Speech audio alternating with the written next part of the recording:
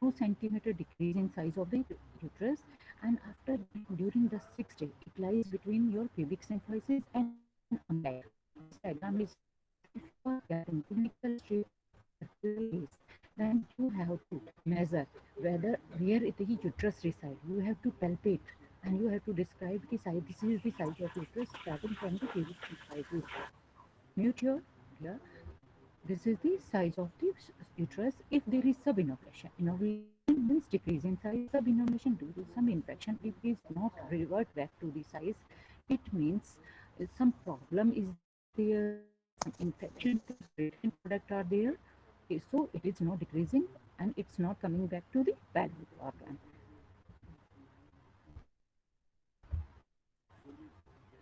I do 24-hour postpartum. Uterus is about the same size.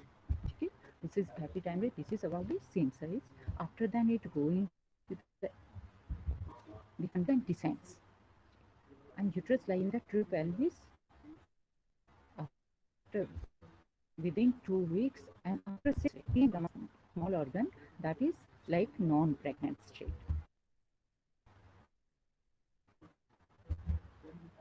Subinovulation already described. When failure of the uterus go back to non-pregnant state, that is the some problem in the innovulation, then that is the subinovulation. Most common causes of subinovulation, either infection, either retained product, and infection can be due to retained product. So if a patient comes on infection, you can see instead of getting back to the pelvic, it's now till now abdominal, or till now a 16 week size uterus.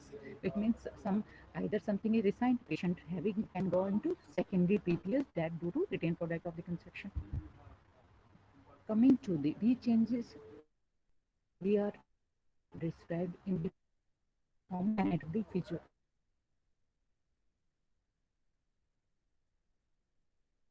At the anatomy at the placental side, after the percurium start, when placenta is expelled, what occur at the placental side? There is the vascular construction, there is the thrombocytic.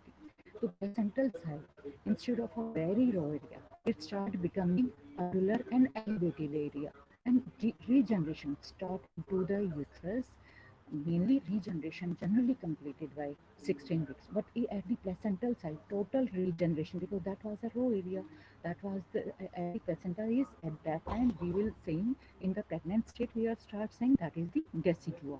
Okay. Placental site is not complete regeneration first 2 weeks, it generally completed by the 6 weeks. So bacterial sepsis chances are up to 6 weeks, but maximum cases are coming between starting first week 7 to 10 days. Now coming to your what is purpura, we studied. What is innovulation, we studied. What is subinovulation. Now coming to what is lochia. The discharge that is coming after the birth of the baby from the uterus, that is the lochia. Initially it is bright red color because there is mainly blood is there. There is the release of that decidual site. So the earlier it is bright red, later it becoming pinkish, and then it going toward the reddish brown. So mainly lochia is of three types. One is rubra, that is red color. One is serosa, and one is alba. So rubra, lochia rubra generally consists of the blood, and it lasts 3 to 4 days. Complete of a very high amount of bleeding generally remains up to 24 hours after, like a menstrual bleeding.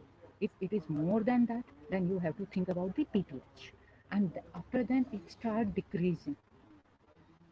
Lochia rubra remain up to 3 to 4 days. After that, there is change in the color because now start coming the old blood, start coming the tissue there is to 3 to 10.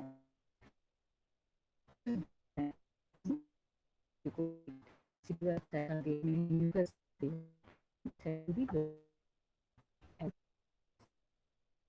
so have to see in the examination which type of lochia is or which day of the perfurum is this. The kind of lochia smell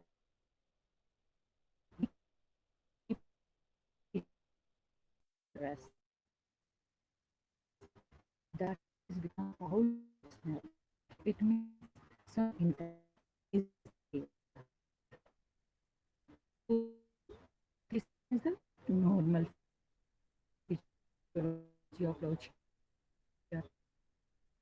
If there is some change, you have to think about puerperal sepsis.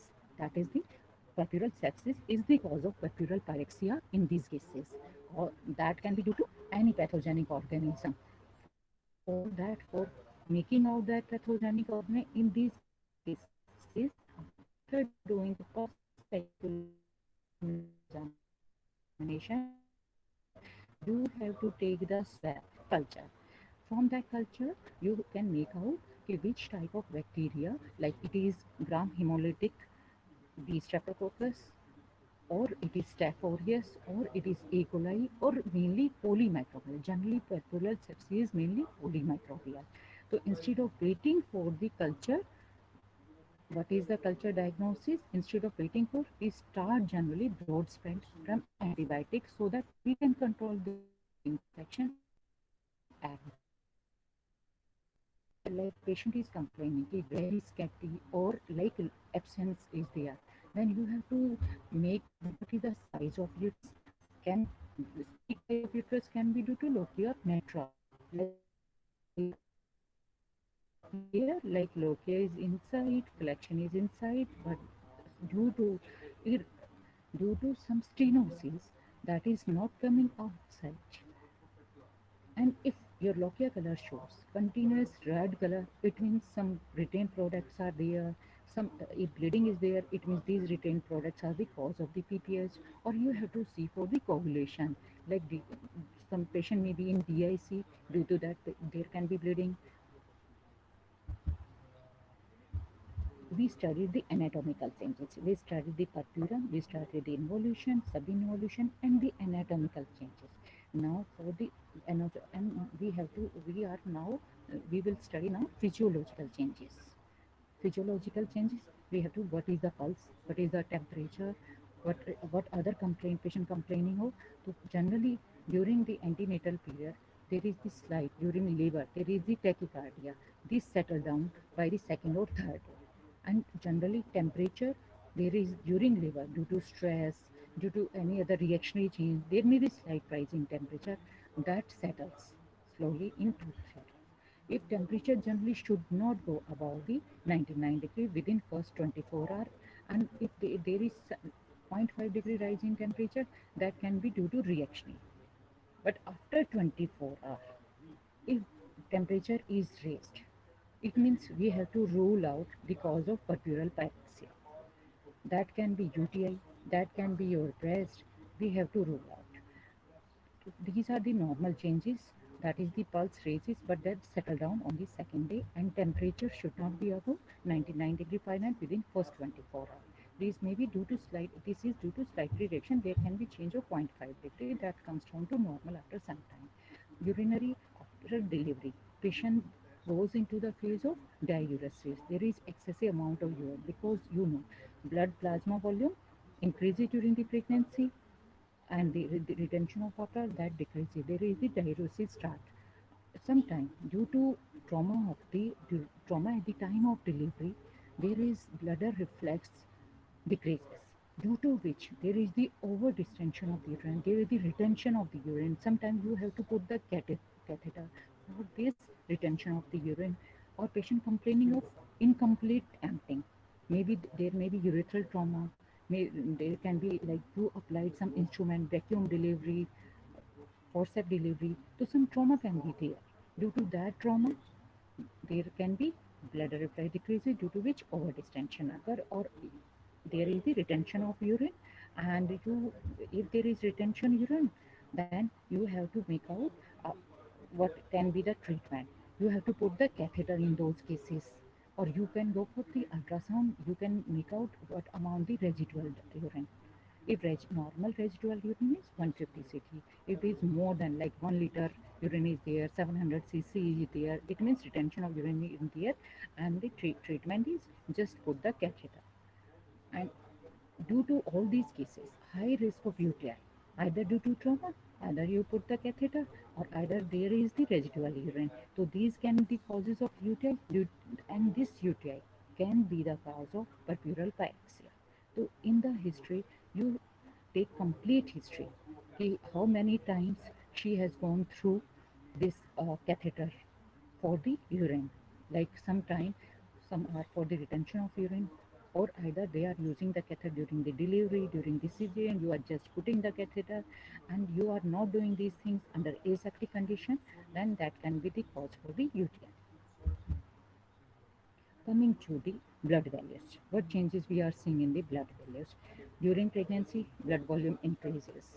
Basically, that comes down to normal into the 2 weeks. Cardiac output also come down to normal into the 1 to 2 week. And due to stress, like some leukocytosis is there, increased ESR is there during pregnancy, all these things start settling down during the puerperium period. And first, the pregnancy as well as the puerperium period is a hypercoagulable state, especially for first 48 hours. There are the maximum chances of thrombosis there. After then, there is the fibrinolytic activity that goes on enhancing after 4 to 5 days. And if at that time infection is there and hypercoagulable state is there, it means more chances of thrombosis, more chances of embolism are there. Now coming to after study this normal purpura anatomical changes and physiological changes. We are coming to our topic, that is the purpural pyrexia. This class is divided into two classes. So today we just revise the purpurium, and we are going to be, if you are getting a case of the purpural pyrexia or you are getting a case of normal purpurium, then if it will be asked in your history what are the causes of purpural pyrexia, then you should able to tell what are the causes of the purpural pyrexia, and what, if you are getting a case of purpural pyrexia, then what you have to see in the examination. You have to start the examination from head to toe. You have to see the general condition, whether the patient is anemic, whether the patient is malnourished, whether the patient having the jaundice, whether the patient having the cyanosis. Then you come to the breast examination. You have to rule out con- that is the congestion of the breast, engorgement of the breast, that can be caused by pyrexia. But with engorgement of the breast, there is slight rise in temperature. Is coming 100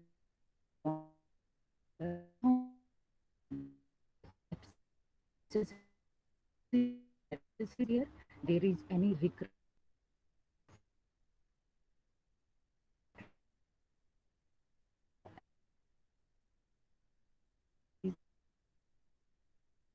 you need to have stay down. After that, you have to come to this pain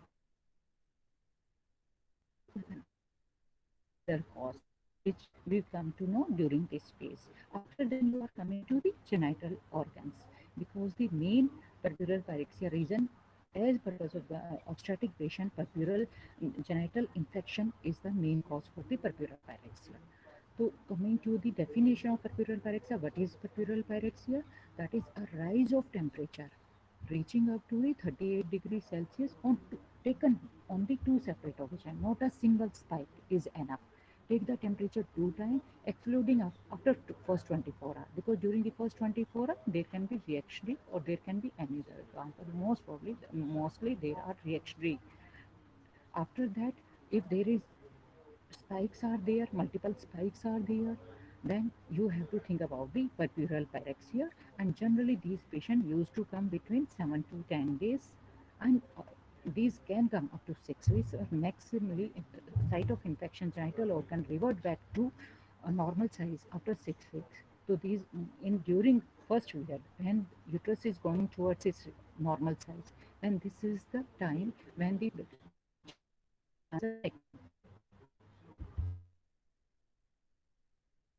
this purpural pyrexia. Breast can be the cause, lung can be the cause, fatty areas, wound, episiotomy site get infected. Secondly, if patient has gone through the cesarean, then that scar line get infected. That you scar, the scar which you put on the uterus, that can be the cause. UTI can be the cause. So these can be the cause. Any DVT can be the cause. Any veins inflammation can be the cause. All these are the causes for purpural pyrexia. Yes, in the lungs. What why atelectasis is there? This can be maybe earlier patient having the history of COPD, or due to like patient has gone through the cesarean and patient has general anesthesia was given at that time.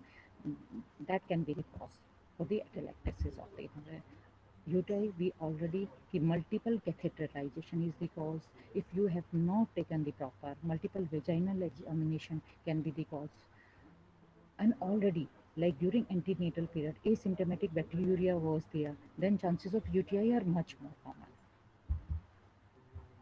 Yes, coming to the puerperal sepsis, that puerperal sepsis start from endometritis. In cesarean cases we know there are 10% chances of going for the more chances as compared to the normal delivery, where 2% 2 to 1 to 2% chances are, while in cesarean there are more chances. If patient having the history of any infection earlier, like she has gone through some procedure, amniocentesis, she was giving the history of amniocentesis, she was giving the history of class, any other procedure, then there are more chances of sepsis. Then there are more chances of sepsis in these cases. If patient was giving the history of preterm delivery, or if she was giving the history of prolonged rupture of the membrane, if she has gone through multiple PV examination, then these are the candidates in which pelvic puerperal sepsis is much more common.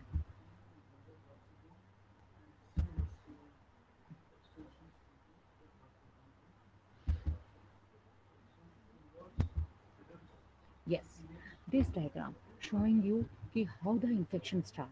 We have to see the episiotomy site. We have to see the urethral, like any urethral tear is there. Secondly, if the infection can come from the exogenous or it can come from the endogenous, like so many bacteria, your candida, your streptococcus already lying dormant into the normal flora. Hello, mute the uterus. In the normal flora of the vagina, when there is the decreased, when in immunocompromised, like multiple immunocompromised state, or if there are repeated multiple examination, then trauma, or if there is any trauma, then this bacilli become active and they start producing the peritoneal sepsis. So infection goes to your decidual layer, below your endometrial layer, and from endometritis, it going toward the myometrium, that is endomyometritis, and from myometrium it goes outwards in your pelvic area. Pelvic cellulitis start going, and from that area it goes into the whole abdomen. Other, like patient goes into the peritonitis. The infection of the genital tract that can be due to due to complication of the delivery. Either delivery occur at the home, a delivery done by the dye under aseptic condition, or you did instrumental delivery without using proper asepsis. That can be the cause due to which these infection either from the exogenous or endogenous infection goes, and it start causing endometritis, and from there endometritis is going to the whole peritoneum and causes the peritonitis. So bacterial infection, already told you, that can be the endogenous, that can be the endogenous, mainly polymicrobial bacteria are there. Yes, why? What is the pathogenetic factor? Cervicovaginal mucous membrane damaged even in the normal delivery, and uterine surfaces, especially at the placental side. We already discussed the placental area is the raw area. Okay? It converted into the open wound after the separation of the placenta, which take place during third stage, and mainly blood clot present at the site of the episiotomy site or placental site, and blood is a very good culture for the growth of the bacteria. So this is the pathology behind the starting of puerperal sepsis. Why puerperal sepsis is common during this period, because as the placenta separated, then this area become the raw area, and your endogenous bacteria that got the site. It, so we are trying to achieve complete hemostasis during episiotomy as well as cesarean. So there are minimum blood clots, and bacteria do not get the chance to become infected, do not get the chance for their growth. Now coming, what is the next question? What are the risk factors? Some risk factors I already described you, like pre-term labor, prolonged rupture membrane. But there are other risk factors can be there, like patient is HIV positive, patient having the diabetes. In these cases, chance of infection are more. If the patient is giving the history of cervical encephalitis, or patient is giving the history of earlier infection, candidal infection, any vaginal discharge, if patient is obese, patient giving the history of home birth or birth by the die, or if she has gone through the cesarean section, then high chances, and patient is complaining of BPH, and on ultrasound you got the retained product of conceptions are there in the uterus, that can be the source of the infection. So these are the risk factor for the maternal sepsis. Now, these are the bacteria which causes generally which causes sepsis in the perpetrum. Group A beta hemolytic streptococci, also known as Streptococcus pyogenes, E. coli, and Staph aureus, and other bacteria like Clostridium or anaerobic bacteria are there. These are the common bacteria that causes the peripheral sepsis. Yes, what is the pathology? We described why they are getting, why they causes sepsis. Primary site of infection can start from the perineum, that can start from the vagina. If the tears are there, multiple cervical tear are there, the uterus, the patient has gone through the cesarean section, then this can be the site of the infection. Yes, and from site of infection, we already studied the endometritis, endomyometritis, and then cellulitis, and then peritonitis can be there. There is the malodorous discharge from the uterus, and there can be the abscess formation in the adnexia, like some teomas formation is there. There is this sub pus collection in the whole of the peritoneum. So when we will further move in the puerperal pyrexia cases or puerperal sepsis cases, then during examination we have to examine the abdomen. Any tense tenderness is there in this. First, after particular examination, we have to go for PV examination while cervical motion tenderness is there, whether multiple tears are present in the vagina or multiple tears are present into the cervix. So these things should be in your mind कि how puerperal sepsis leads towards septic shock. This diagram already showed the infection, how from endometritis, endomyometritis, infection going to tubes, that is said to be salpingectitis, and after then there can be the formation of tubo-ovarian mass. Yes, infection can be the in the veins also, like ovarian vein is generally involved. Uterine vein may also be involved, and all this leads to the septicemia.